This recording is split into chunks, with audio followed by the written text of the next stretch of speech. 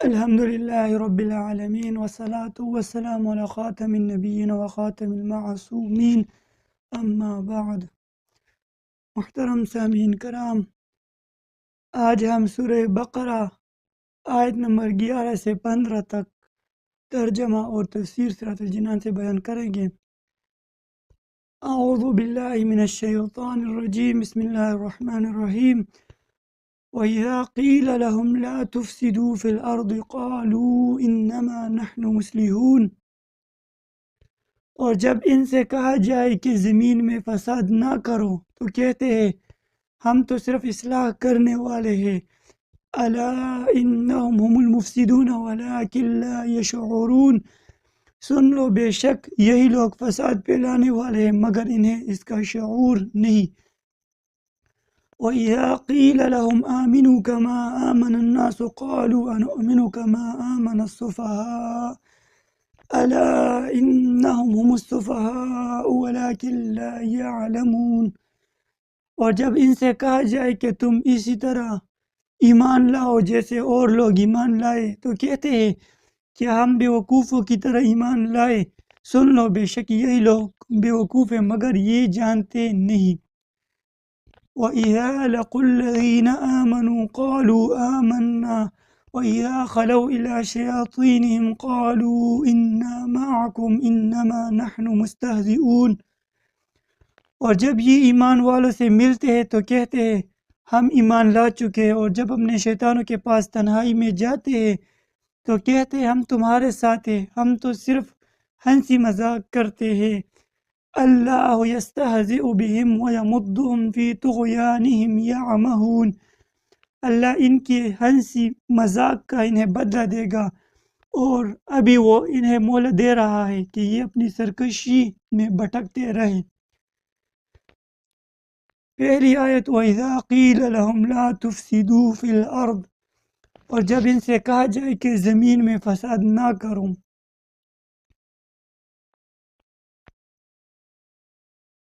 اس آیت اور اس کے بعد والی آیات میں ارشاد فرمایا کہ جب ایمان والوں کی طرف سے ان منافقوں کو کہا جائے کہ باطن میں کفر رکھ کر اور صحیح ایمان لانے میں پس وہ پیش کر کے زمین میں فساد نہ کرو تو وہ کہتے ہیں کہ تم ہمیں اس طرح نہ کہو کیونکہ ہمارا مقصد تو صرف اصلاح کرنا ہے۔ اے ایمان والو، تم جان لو کہ اپنی اسی روش پر قائم رہنے کی وجہ سے یہی لوگ فساد پھیلانے والے ہیں مگر انہیں اس بات کا شعور نہیں کیونکہ ان میں وہ حس باقی نہیں رہی جس سے یہ اپنی اس خرابی کو پہچان سکے۔ منافقوں کے طرز عمل سے یہ بھی واضح ہوا کہ عام فسادیوں سے بڑے فسادی وہی ہے جو فساد پھیلائے اور اسے اصلاح کا نام دے۔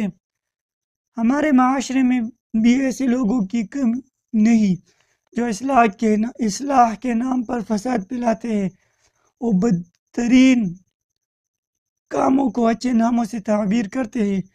آزادی کے نام پر بے حیائی، فن کے نام پر حرام افعال، انسانیت کے نام پر اسلام کو مٹانا اور تہذیب و تمدن کے نام لے کر اسلام پر اعتراض کرنا، توحید کا نام لے کر شان رسالت کا انکار کرنا، قرآن کا نام لے کر حدیث کا انکار کرنا وغیرہ سب فساد کی مختلف صورتیں ہیں۔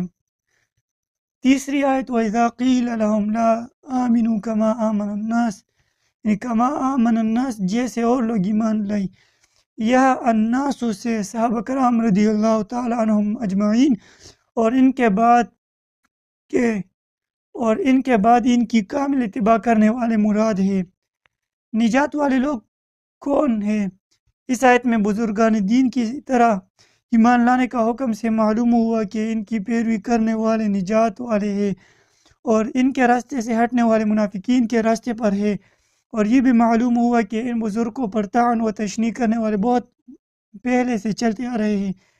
اس آیت کی روشنی میں صحابہ و ائمہ اور بزرگان دین رحمۃ اللہ تعالی علیہم کے متعلق اپنا طرز عمل دیکھ کر ہر کوئی اپنا راستہ سمجھ سکتا ہے کہ صحابہ کے راستے پر ہے یا منافقوں کے راستے پر۔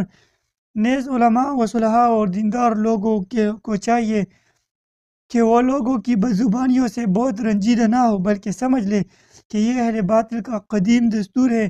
نیز دینداروں کو بیوقوف یا دقیانوسی خیالات والا کہنے والے خود بیوقوف ہے۔ صحابہ کرام رضی اللہ تعالیٰ عنہم کی برگاہ الہی میں مقبولیت۔ اس آیت سے یہ بھی معلوم ہوا کہ تاجدار رسالت صلی اللہ علیہ وسلم کہ صحابہ کرام رضی اللہ تعالیٰ عنہم اجمعین اللہ تعالیٰ کی بارگاہ کے ایسے مقبول بندے ہیں کہ ان کی گستاخی کرنے والوں کو اللہ تعالیٰ نے خود جواب دیا ہے۔ صحابہ کرام رضی اللہ تعالیٰ عنہ کے بارے میں حضرت ابو سعید خدری رضی اللہ تعالیٰ عنہ سے روایت ہے کہ حضور نبی کریم صلی اللہ علیہ وسلم نے ارشاد فرمایا، میرے صحابہ کو گالی نہ دو، ان کا مقام یہ ہے کہ اگر تم میں سے کوئی احد پہاڑ کے برابر سونا اللہ تعالیٰ کی راہ میں خرچ کرے تو اس کا ثواب میرے کسی صحابی رضی اللہ تعالیٰ عنہ کے ایک مد، ایک چھوٹی سی مقدار ہے، بلکہ آدھا مد خرچ کرنے کے برابر بھی نہیں ہو سکتا۔ یہ روایت بخاری شریف میں موجود ہے۔ اور اس آیت سے اندازہ لگائے کہ صحابہ کا ایک مد اللہ کی راہ میں خرچ کرنا، اور اگر کوئی سونے کے پہاڑ کے برابر بھی خرچ کرے تو صحابہ کا مقابلہ نہیں کر سکتا۔ تو جو حضرات کہتے ہیں بدعقیدہ کہ نبی سے ولی، یعنی عام لوگ نبی سے عمل میں بڑھ سکتے ہیں، جیسے تحذیر الناس میں صفحہ 5 پر اس قاسم نانوتوی دیوبندی نے لکھا ہے، تو ان کی بہت بڑی خباثت ہے۔ ہرگز اگر عام لوگ صحابہ کا مقابلہ نہیں کر سکتے تو نبی کا مقابلہ کیا کر سکیں گے؟ اور پھر امام الانبیاء خاتم النبیین و خاتم المعصومین صلی اللہ علیہ وسلم کا مقابلہ کیا کوئی عمل میں کر سکتا ہے؟ ہرگز نہیں۔ اور یہ روایت جو پیش کی بخاری شریف میں موجود ہے۔ اور اللہ تعالیٰ کے اولیاء کے بارے میں حضرت ابو ہریرہ رضی اللہ تعالیٰ عنہ سے روایت ہے، حضور نبی کریم صلی اللہ علیہ وسلم فرماتے ہیں کہ اللہ تعالیٰ نے فرمایا، جو میرے کسی ولی سے دشمنی کرے، من عاد لی ولیا فقد آذنته بالحرب، اسے میں نے لڑائی کا اعلان دے دیا۔ یہ روایت بھی بخاری شریف میں موجود ہے۔ اس سے ان لوگوں کو نصیحت حاصل کرنی چاہیے جو صحابہ کرام رضی اللہ تعالیٰ عنہم کی بے ادبی اور گستاخی کرتے ہیں، اور ائمہ اربعہ اور مشائخ اربعہ وغیرہ اولیاء کی شان میں گستاخیاں کرتے ہیں۔ اللہ تعالیٰ کے اولیاء کے بارے میں غلط عقائد و نظریات رکھتے ہیں۔ اللہ جل وعلا ہم سب کو بے ادبی سے محفوظ رکھے۔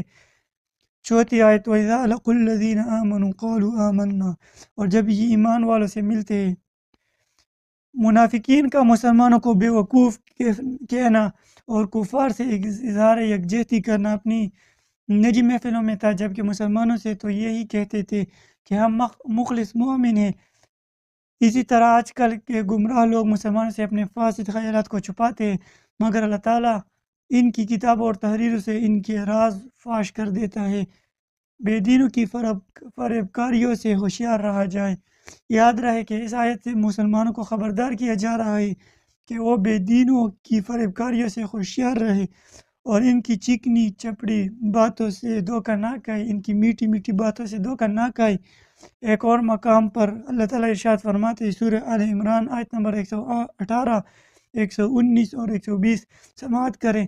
یا ایھا الذین آمنوا لا تتخذوا بطانة من دونکم لا یألونکم خبالا ودوا ما عنتم قد بدت البغضاء من افواہہم وما تخفی صدورهم اکبر قد بینا لکم الآیات ان کنتم تعقلون ها انتم اولئک تحبونهم ولا يحبونکم وتؤمنون بالکتاب کلہ وإذا لقوكم قالوا آمنا وإذا خلوا عدوا عليكم الأنامل من الغيظ قل موتوا بغيظكم إن الله عليم بذات الصدور إن تمسسكم حسنة تسؤهم وإن تصبكم سيئة يفرحوا بها وإن تصبروا وتتقوا لا يضركم كيدهم شيئا إن الله بما يعملون محيط۔ ترجمہ کنز العرفان۔ اے ایمان والو، غیروں کو رازدار نہ بناؤ، وہ تمہاری برائی میں کمی نہیں کریں گے، وہ تو چاہتے ہیں کہ تم مشقت میں پڑ جاؤ۔ بے شک ان کا بغض تو ان کے منہ سے ظاہر ہو چکا ہے اور جو ان کے دلوں میں چھپا ہوا ہے وہ اس سے بھی بڑھ کر ہے۔ بے شک ہم نے تمہارے لیے کھول کر آیتیں بیان کر دی اگر تم عقل رکھتے ہو۔ خبردار یہ تم ہی ہو جو انہیں چاہتے ہو اور وہ تمہیں پسند نہیں کرتے، حالانکہ تم تمام کتابوں پر ایمان رکھتے ہو، اور جب وہ تم سے ملتے ہیں تو کہتے ہیں ہم ایمان لا چکے ہیں، اور جب تنہائی میں ہوتے ہیں تو غصے کے مارے تم پر انگلیاں چپاتے ہیں۔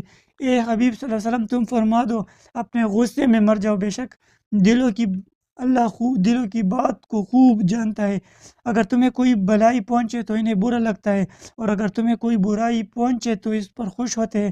اگر تم صبر کرو اور تقوی اختیار کرو تو ان کا مکر و فریب تمہارا کچھ نہیں بگاڑ سکے گا، بے شک اللہ ان کے تمام کاموں کو گھیرے میں لیے ہوئے ہے۔ سورہ آل عمران آیت نمبر 118، 119 اور 120 کا ترجمہ۔ اور نبی کریم صلی اللہ علیہ وسلم مبارک نے بھی بدعقیدہ فرق باطلہ سے خود کو دور کرنے اور ان کو اپنے سے دور کرنے سے منع کر دیا ہے، یعنی ان کو اپنے سے دور کرو۔ یہ حضور کا فرمان ہے، جو حضور سے محبت کرتا ہے وہ حضور کے اس عمل پر ضرور عمل کرے گا، اور جو صلح کلی ہوگا یعنی جو چاہے گا کہ سب اکٹھے ہو جائیں تو اس حضور کے فرمان کا انکار کر رہا ہے۔ رسول کریم مسلم شریف کے مقدمہ میں صفحہ 9 پر اور 7 نمبر روایت ہے، رسول کریم نبی کریم صلی اللہ علیہ وسلم مبارک نے ارشاد فرمایا ایاکم و ایاہم لا یضلونکم ولا یفتنونکم، ان سے دور رہو یعنی بدعقیدہ سے دور رہو اور انہیں اپنے سے دور کرو، کہیں وہ تمہیں گمراہ نہ کر دے، کہیں وہ تمہیں فتنہ میں نہ ڈالے۔ تو حضور کا یہ فرمان ہے کہ بدعقیدہ سے دور ہو جاؤ، ان کو اپنے سے دور کرو۔ اور امام اہل سنت، مجدد دین و ملت، امام عشق و محبت، حامی سنت، ماہی بدت، امام شاہ احمد رضا خان محدث بریلی رحمہ اللہ فرماتے ہیں مسلمانوں کا ایمان ہے کہ اللہ و رسول سے زیادہ کوئی ہماری بھلائی چاہنے والا نہیں، اور اللہ و رسول جل وعلا و صلی اللہ علیہ وآلہ وسلم جس بات کی طرف بلائے یقیناً ہمارے دونوں جہان کا اس میں بلا ہے، اور جس بات سے منع فرمائے بلا شبہ سراسر ضرور وہ بلا ہے۔ مسلمان صورت میں ظاہر ہو کر جو ان کے احکام کے خلاف کی طرف بلائے یقین جان لو کہ یہ ڈاکو ہے، اس کی تعویلوں پر ہرگز کان نہ رکھو۔ رہزن جو جماعت سے باہر نکال کر کسی کو لے جانا چاہتے ضرور چکنی باتیں، میٹھی باتیں کرے گا، اور جب یہ دھوکے میں آیا اور ساتھ ہو لیا تو گردن مارے گا، مال لوٹے گا۔ شامت اس بکری کی اپنے راعی یعنی چروانے والے کا ارشاد نہ سننے، اور بیڑیا یا جو کسی بھیڑ کی اون پہن کر آیا اس کے ساتھ ہو لے۔ ارے مصطفیٰ صلی اللہ علیہ وسلم تمہیں منع فرماتے ہیں، وہ تمہاری جان سے بڑھ کر تمہارے خیر خواہ ہے۔ نبی کریم صلی اللہ علیہ وسلم کے متعلق سورہ توبہ میں ہے حریص علیکم، تمہارا مشقت میں پڑا ان کے قلب اقدس پر گرا ہے، عزیز علیہ ما عنتم، وہ تم پر اس سے زیادہ مہربان ہے جیسے نہایت چہتی ماں اکلوتے بیٹے پر، بالمؤمنین رؤوف الرحیم۔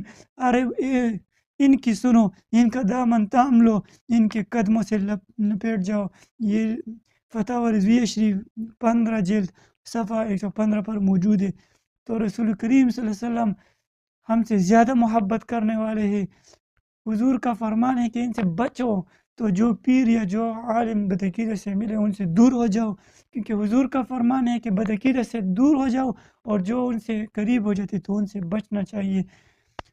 اس آیت کا اگلا حصہ وَإِذَا خَلَوْا إِلَىٰ شَيَاطِينِهِمْ، اور جب اپنے شیطانوں کے پاس تنہائی میں جاتے ہیں۔ یہاں شیطان سے کفار کے وہ سردار مراد ہے جو دوسروں کو گمراہ کرنے میں مصروف رہتے ہیں۔ منافق جب ان سے ملتے ہیں تو کہتے ہیں کہ ہم تمہارے ساتھ ہیں، اور مسلمانوں سے ملنا محض استہزاء کے طور پر ہے، اور ہم ان سے اس لیے ملتے ہیں تاکہ ان کے راز معلوم ہو اور ان میں فساد انگیزی کے مواقع ملے۔ اس سے معلوم ہوا کہ جس طرح جنات میں شیاطین ہوتے ہیں اسی طرح انسانوں میں بھی شیاطین ہوتے ہیں۔ اسی آیت کے آخری لفظ انما نحن مستہزئون، ہم تو صرف ہنسی مذاق کرتے ہیں۔